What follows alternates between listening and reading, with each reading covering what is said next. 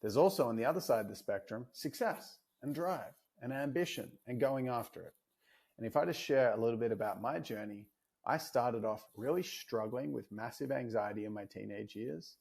I grew up a very nervous and shy person, being born into a drug abusive and really mentally unwell household with two suicidal parents. And my self-esteem and my nervous system were very sensitive.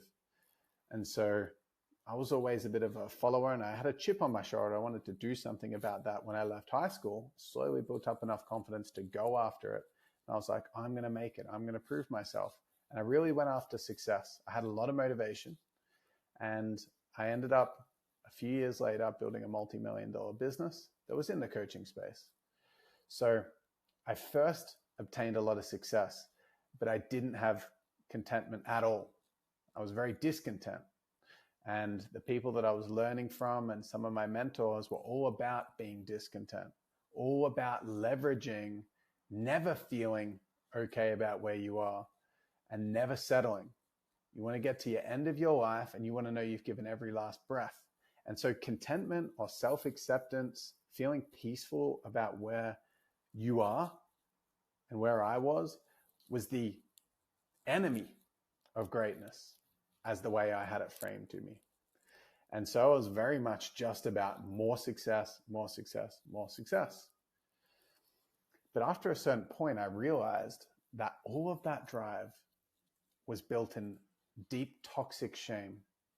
That is a psychological term that essentially suggests if someone grows up and they're not given a lot of self-worth through their childhood, they can form a belief that they are inherently less than human as a baseline. And that was me. I felt deeply insecure and shameful for who I was, an identity of shame. Then with that shame identity, the only way to escape the pain of feeling like I was less than human was to attempt to be superhuman. And that's what happens with toxic shame. There's no every human's equal, and I just feel that I am love myself for who I am. I'm not enough, and the only way I can be enough is by being more than everyone else.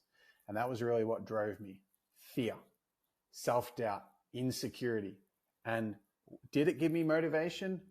You better believe it did. I worked 100 hours a week on average, give or take, for 7 years straight.